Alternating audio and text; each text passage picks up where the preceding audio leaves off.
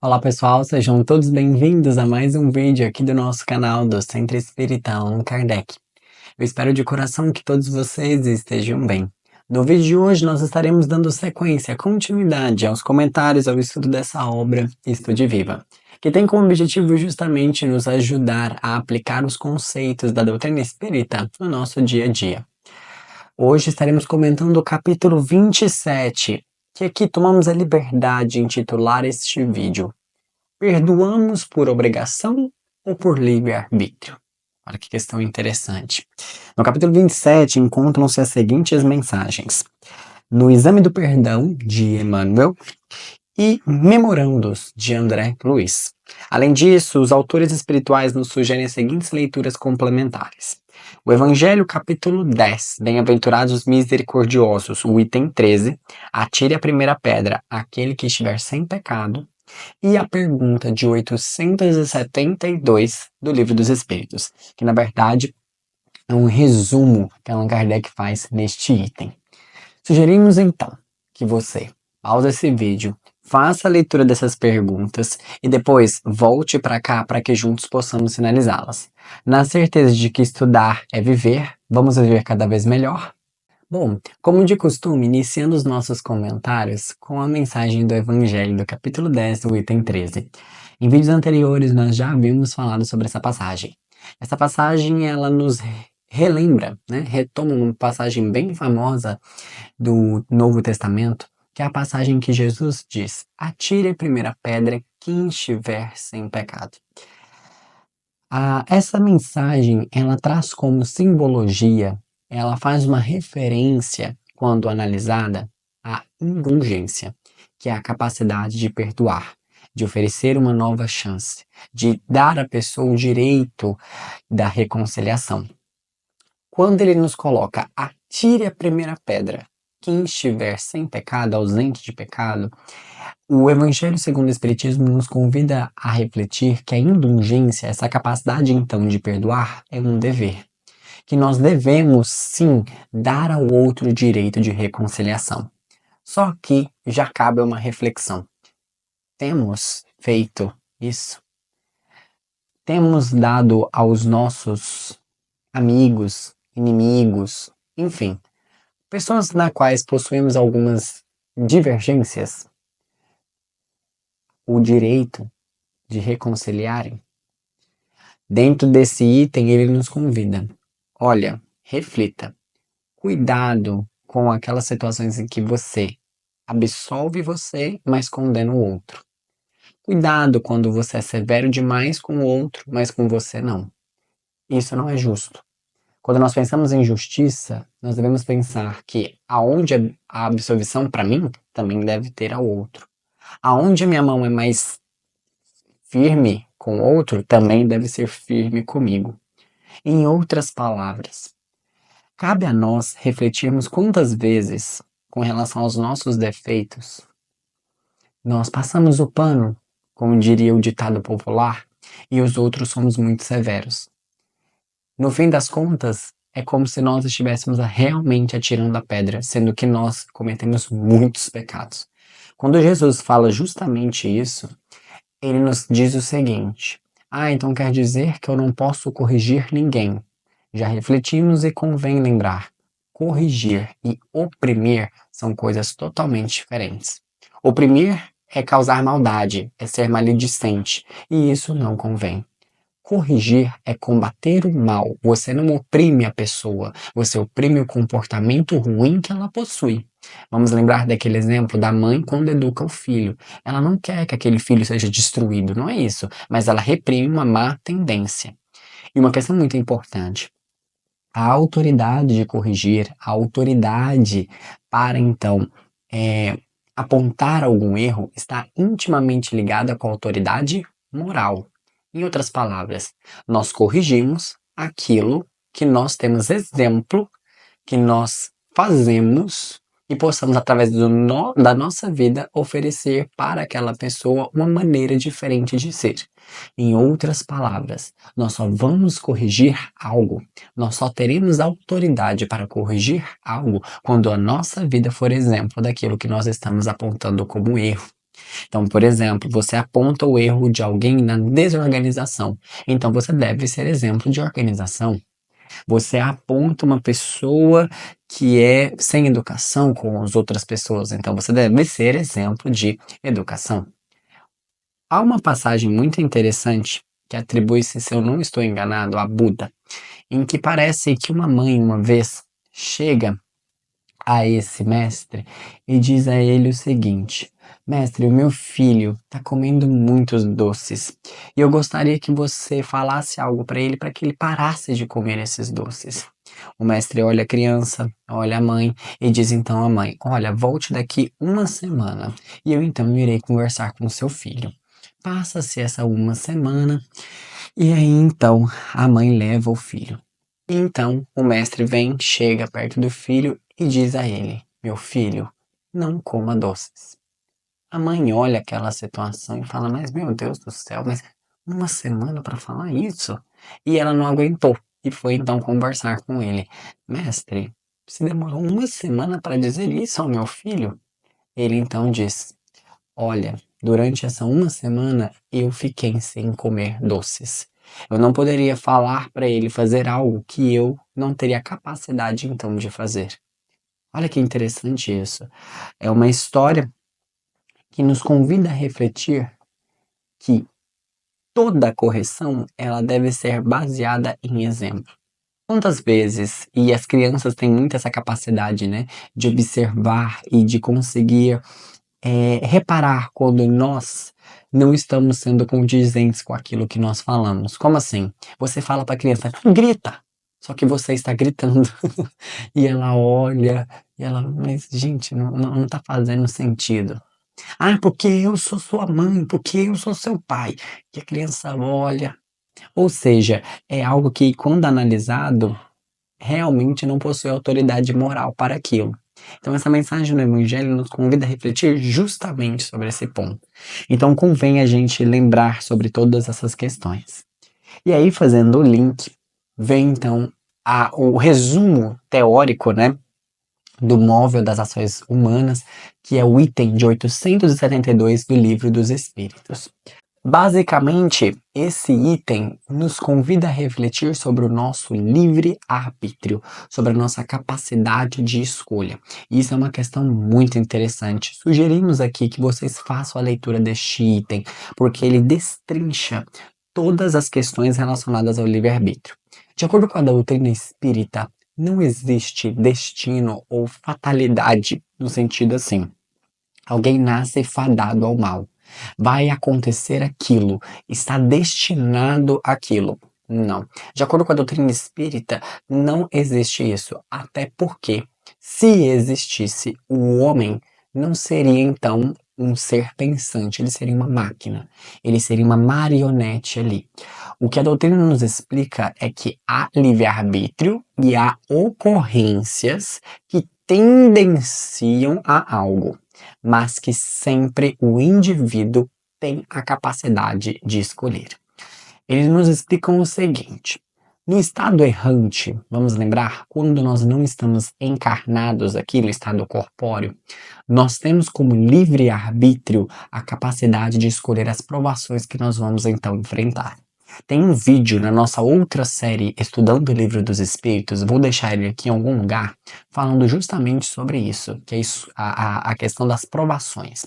Enfim, onde nós refletimos muito assim, mas João Vitor, se eu tivesse realmente livre-arbítrio, eu ia ter escolhido vir rico, com uma vida muito tranquila.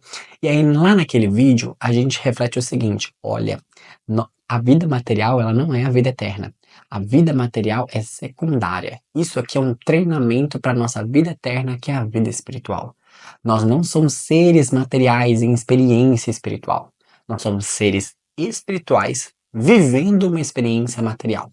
E a partir desse momento que a gente entende por que a gente passa por alguns momentos aqui de dificuldade, porque aqui é passageiro, lá é eterno. Convém essa reflexão. E aí ele nos convida a refletir que então nesse estado o nosso livre-arbítrio atua aí.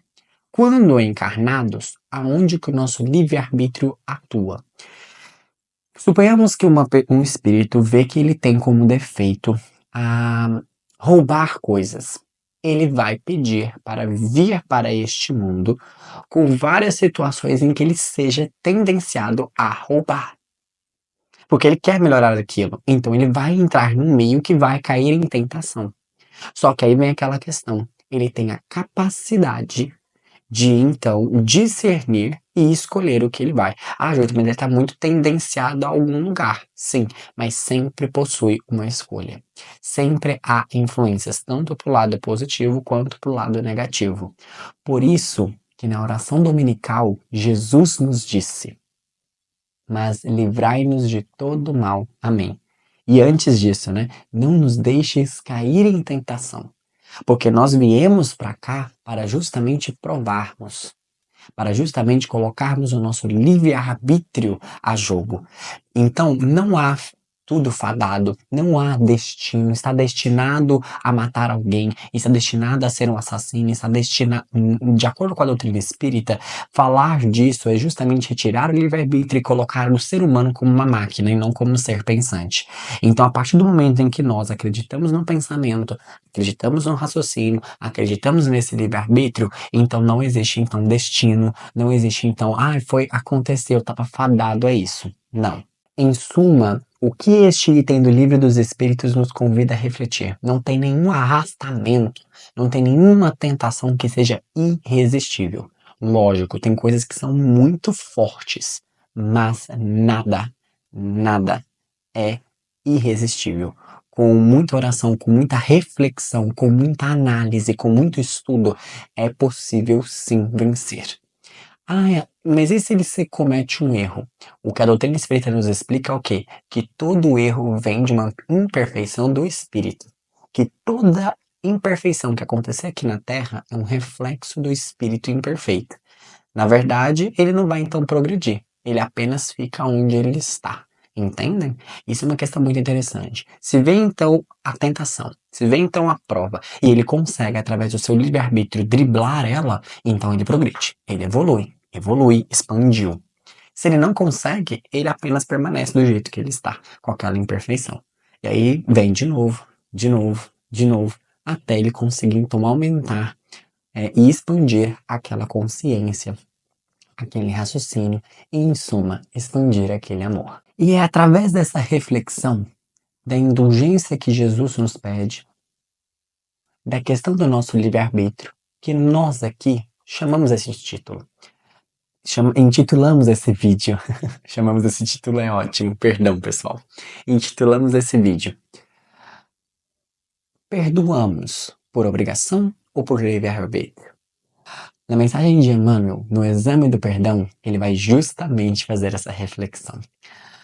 Nessa mensagem, Emmanuel nos convida a uma autoanálise, a uma autocrítica, para nos observarmos o seguinte: quando uma ofensa nos chega, temos a capacidade de, primeiro, analisar se aquela ofensa, aquele ato cometido pelo outro, não foi uma consequência de atitudes, de pensamentos, de hábitos impensados que nós tivemos. Entendem o que eu estou querendo dizer? Ah, Jovita, então você quer dizer que tudo que o outro faz, a culpa é minha. Lembremos da frase do filósofo Epíteto: a marca do progresso moral é a extinção da culpa. Vamos parar de procurar culpados e vamos procurar responsáveis. Eu tenho minha responsabilidade, o outro também tem. A maneira como o outro diz sobre ele é responsável sobre isso. Mas eu também tenho as minhas responsabilidades no que diz respeito ao meu relacionamento com o outro. Como eu o trato, se eu o trato com amor, se eu o trato com indiferença, se eu o excluo, se eu não rego esse relacionamento. Imagine, é como se todo relacionamento fosse uma casinha. E aí, se eu não cuido daquela casa, toda construção precisa de uma manutenção. E eu deixo ela lá, é normal que surjam rachaduras, que surjam infiltrações. A mesma coisa são nas amizades. O que o Emmanuel nos convida a refletir é: pare e pense. Uma ofensa chegou. A gente tem alguma parcela de criação dessa ofensa? Imagine, um relacionamento está esgotado. E aí vem e explode em cima de mim. Você fica, meu Deus. Mas na hora que você para pra pensar, você fala: eita, peraí. Eu faltei uma compaixão, faltei uma audiência aqui, um amparo, um carinho. Não, João, eu analisei e a minha consciência tá tranquila, porque o que o Emmanuel nos fala é, ponha na balança.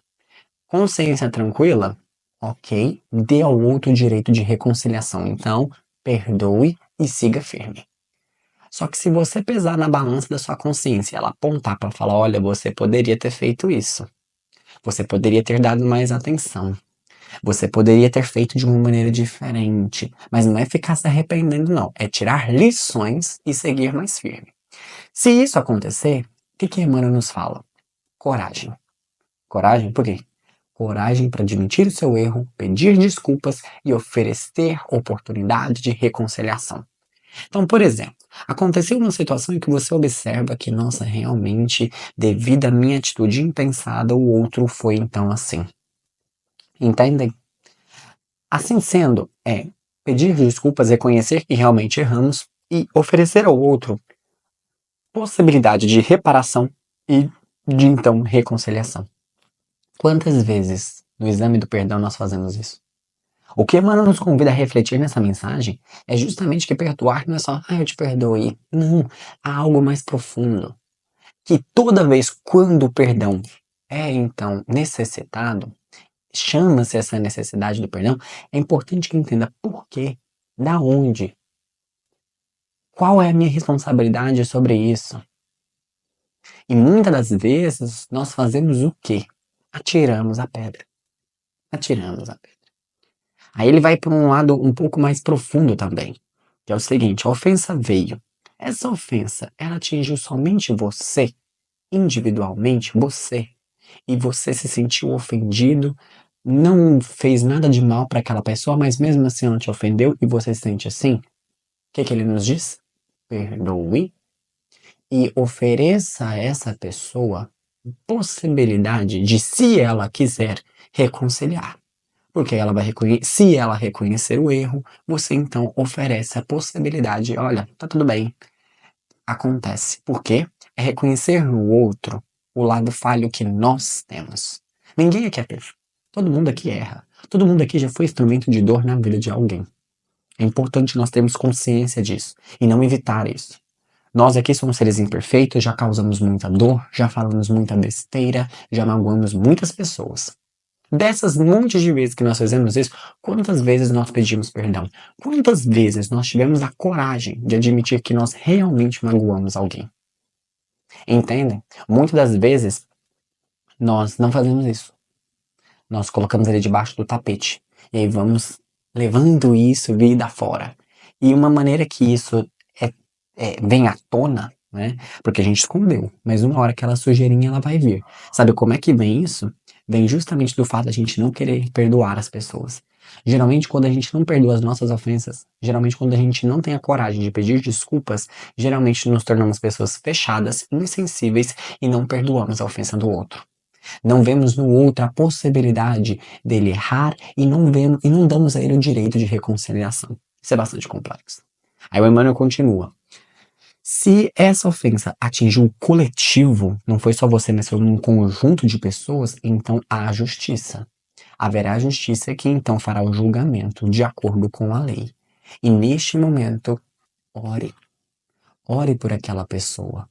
Ore por aqueles pensamentos que ele fala, que é fazer a reconciliação, é oferecer um reparo, é oferecer uma oportunidade indireta. Talvez você, aquela pessoa, não tenha talvez muita intimidade de chegar e ter todo esse contato. Mas ele fala que uma coisa que a gente deve fazer é orar. Ore por aquela pessoa. Quer ver um exemplo simples? Imagine que você tem um chefe e ele é péssimo com você e seus colaboradores. E aí ele comete erros e tudo mais. O que fazer nessa situação que está atingindo o coletivo? Orar. Ore. Peça aos guias espirituais, peça a vida, peça a Deus. Se você acredita na vida, se você acredita que tudo caminha para o melhor, tudo há um porquê. Já refletimos isso em vídeos anteriores, mas um chefe desse jeito, ele é instrumento de provação de todas aquelas pessoas, provando ali a fé, provando a resignação, provando a paciência. Entendem? Como que nós vamos ser seres pacientes se a gente não tiver um chefe desse? Como que nós vamos ser pessoas resilientes? Ah, não, eu acredito que toda prova vem para me ensinar algo. Se não vem algumas provações difíceis, vocês entendem? Então, às vezes, nós temos que passar por algumas coisas para conquistar virtudes cada vez mais valiosas. Entende? Para ir lapidando o ser. Ah, João Vitor, então você está falando que a gente deve cultivar e cultuar o sofrimento. Não é isso. Não é buscar o sofrimento. Mas se ele chega na sua porta, é porque tem uma explicação, tem uma diferença. Cultuar o sofrimento é ser, ah, não, então eu vou sofrer, vou buscar relacionamentos tóxicos, vou buscar relacionamentos que eu sofra, vou buscar chefes agressivos. Não é isso que nós estamos falando. Não interpretem ao pé da letra e, por favor. O que nós estamos falando é o quê? O sofrimento chega na porta de todo mundo. Situações difíceis chegam na porta de todo santo mundo. Ok. Quando ela chegar, é ter essa reflexão. É ter esse tipo de pensamento e não evitá-lo. Porque se ele está chegando até você, lembra de a gente já refletiu, somos cartões magnéticos a atrair a experiência necessária que nós então precisamos para nos tornarmos cada vez melhores. Então, Emmanuel justamente nos convida a fazer esse balanço e a fazer essa análise. E aí ele fala: cuidado com o pensamento de azedume, cuidado com esse pensamento que quando uma ofensa chega, de só tendenciar para a maldade, de só ver o lado ruim daquela pessoa. Quer ver uma situação de tanto que isso é ruim? Você tinha uma pessoa que você viu os defeitos e qualidades, falava, nossa, aquela pessoa é boa, nossa, ela é gentil. Aí vocês têm um atrito e você passa a ver só as coisas ruins. Aquela pessoa deixou de ter qualidades? Não! É porque nós agora só estamos querendo ver o defeito delas. E isso é horrível, isso é péssimo, péssimo, péssimo, péssimo. Então ele fala: cuidado, cuidado com o azedume, porque isso abaixa o nosso padrão vibratório. Já vimos em vídeos anteriores os malefícios que isso causa, e a gente passa a ver a vida, passa a ver as coisas por uma ótica totalmente pessimista. E aí a gente gostaria aqui de ler na íntegra os dois últimos parágrafos dessa mensagem do Emmanuel, que nos fecha muito bem esse raciocínio. Olha o que é que ele nos diz. De qualquer modo, evitemos estragar o pensamento com o vinagre do azedume. Nem sempre conseguimos jornadear, ou seja, conviver, né, nas sendas terrestres juntos de todos. Porquanto, até que venhamos a completar o nosso curso de autoburelamento no Instituto da Evolução Universal, nem todos renasceremos simultaneamente numa só família, nem lograremos habitar a mesma casa. Por isso, as separações. Porque ainda não conseguimos, no nosso estágio, ter uma única família, ter todo mundo uma única casa. Ainda não, estamos caminhando. Até lá, ele nos diz: sigamos, assim, de nossa parte, vida fora, em harmonia com todos. Embora não possamos a todos aprovar, entendendo e auxiliando desinteressadamente aqueles diante dos quais ainda não temos o dom de agradar em pessoa, e rogando a benção divina para aqueles outros juntos de quem não nos será lícito apoiar a delinquência ou incentivar a perturbação. Em suma, o que ele nos convida então? Olha, 3 pontinhos-chave dessa mensagem aqui. Ele nos convida a viver em harmonia com todos, auxiliando e entendendo desinteressadamente, ou seja, sem esperar nada em troca, e rogando bênção divina, ou seja, orando. Temos o hábito de fazer isso no nosso íntimo, de desejar ao outro o melhor, de desejar ao outro um momento de luz na sua vida, para que ele então possa enxergar. Quantas vezes nós não estávamos sendo instrumentos de dor e não tínhamos consciência do impacto ruim que aquilo então causava? Façamos essa reflexão, façamos essa análise. Olha quantas coisas podem ser refletidas através do exame do perdão, não é mesmo? Por fim, porém não menos importante, a mensagem Memorando de André Luiz. Essa mensagem eu achei ela sensacional, porque memorando são frases curtas que convém ficar na memória. E eu convido a vocês pegarem algumas dessas frases, as que tocarem mais o seu coração, e refletirem mais profundamente sobre elas, porque são mensagens muito interessantes. Nós aqui vamos ler uma por uma, fazer as análises, e convidamos a você, as que tocarem seu coração, anote no papel. Ao longo da semana, ao longo do dia, ao longo do mês, ao longo do ano, da vida, vai refletindo sobre elas, porque elas dizem muito. Olha que interessante. Memorandos de André Luiz, para fecharmos com chave de ouro. A balança do bem não tem cópia. Ou seja, você não copia e. Não. Ela é única. Única para todos nós. Justiça para todos. Então, a balança do bem não tem cópia. A vontade adoece, mas nunca morre. Ou seja, nós podemos às vezes ser tendenciados ao mal e a vontade para o bem ser enfraquecida. Mas fazer o bem jamais, jamais morrerá. Sempre estará ali. Ela pode adoecer, mas jamais morre. Olha que interessante isso. Aí vem aquela frase: embora ninguém possa voltar atrás e fazer um novo começo, qualquer um pode começar agora e fazer um novo fim. Por quê? Porque a vontade jamais morre. Adoece, mas não morre. Quem compensa mal com mal atinge males maiores. Convido a você, pare e reflita. Tente lembrar de algum momento na sua vida que você revidou uma atitude malvada com outra atitude malvada. E tente lembrar a consequência que isso causou. Eu tenho certeza que foi um impacto bem maior. Pare, pausa esse vídeo e reflita sobre isso. O momento em que uma atitude ruim chegou e você revidou com mal. Pega a sua experiência de vida e reflita. E observe a consequência que aquilo teve. Você vai ver que foi algo bem maior do que se você tivesse agido pelo bem.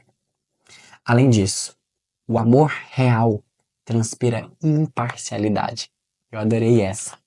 O amor real transpira imparcialidade, ou seja, amor verdadeiramente falando não tem discriminação, não tem consideração, não tem cláusula, é imparcial. Eu amo pela beleza que amar é e amo pelo que você é. Independentemente dos meus gostos, independentemente do que eu quero, não, é imparcial. Amo pela beleza que amar é. O sofrimento acorda o dever. Isso aqui é muito interessante. Lembra que a gente viu em vídeos anteriores? Todo sofrimento vem mediante algum desvio da prática do bem. Ou seja, se um sofrimento está vindo, é porque tem algum dever que nós não estamos fazendo. Então o sofrimento ele vem para despertar esse dever que está ali adormecido. Assim sendo, se estamos sofrendo, convém refletir qual dever estamos deixando de fazer. Ele continua: remédio excessivo faz-se veneno. Também uma frase bem interessante. Em suma, equilíbrio. Tudo em excesso faz mal. Todo o excesso esconde uma falta. Às vezes focamos demais no lado espiritual, esquecemos do nosso corpo. Às vezes focamos demais no nosso corpo, esquecemos da nossa mente. Convém sempre o equilíbrio. Demasiar um tempo para os estudos espirituais, um tempo para a nossa carreira, um tempo para os nossos amigos, um tempo para nós. Às vezes focamos demais em todas as coisas externas, esquecemos da gente. Ele fala: remédio em excesso faz-se veneno. Somos todos familiares de Jesus. Olha que interessante. Dessa família da fraternidade, dessa família do amor. Nenhum enfeite disfarça a culpa. Ou seja, você pode fazer o que você quiser, mas se você se sente culpado, não tem como remediar aquela situação. Aceite e trabalhe então em cima daquilo. A vida não cansa o coração humilde. Essa daqui também é boa, hein?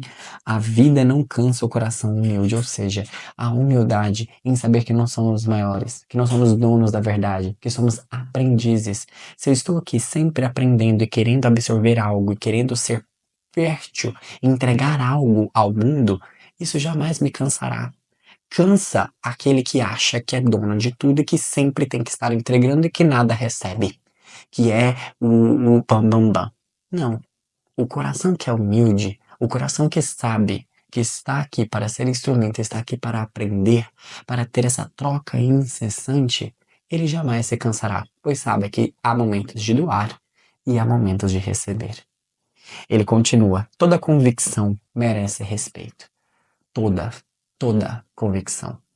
Não é porque o outro tem uma convicção diferente da nossa que nós não vamos respeitá-la, pelo contrário. Toda convicção merece respeito.